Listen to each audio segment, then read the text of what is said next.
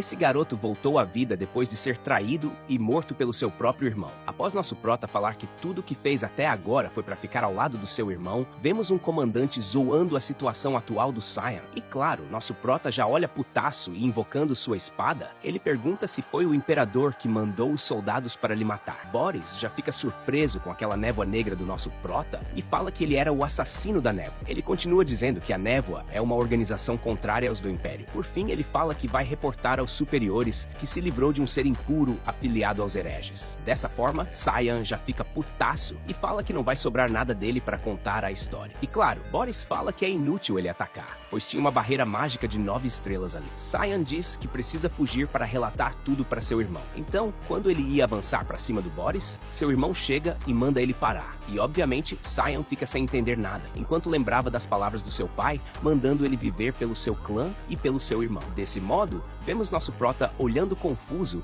e dizendo que o culpado por trás de tudo era o seu próprio irmão. Ashel pergunta se ele estava confuso, então vemos o Cyan olhando assustado e perguntando o que aconteceu. Ashel olha e diz que ele cumpriu bem o seu dever pelas pessoas, pelo clã e por ele. E, obviamente, nosso prota já se ligou que ia dar merda. Dessa forma, Ashel fala que só está tentando tirar o peso dos seus ombros. Cyan pergunta se ele tinha feito algo errado. Ashel diz que com essa névoa estranha, nosso prota não passa de um assassino e nem consegue ver ele mais como um humano. Ele continua dizendo que o Cyan já enganou eles por muito tempo e pergunta se ele não sabe dos seus pecados. Desse modo, nosso prota fica putaço e se lembra de tudo que fez pelo reino e por sua família. Então, ele intensifica sua aura e diz que passou toda a sua vida servindo ao seu irmão. E depois de tudo isso, ele está sendo abandonado. Dessa forma, ele fala que não importa que seu corpo se quebre, ele vai dar tudo o que tem para destruir esse traidor. Então vemos a espada do nosso prota falando que o herói do Império está tentando matar seu irmão mais novo por medo e pergunta se ele não tinha vergonha disso. E claro, Ashel apenas fica calado com aquelas palavras. E foi nesse momento que nosso prota vai para cima dele e fala que só precisa achar uma brecha. Então, quando ele finalmente estava prestes a cancelar o CPF do traidor, o capanga do Ashel cria uma barreira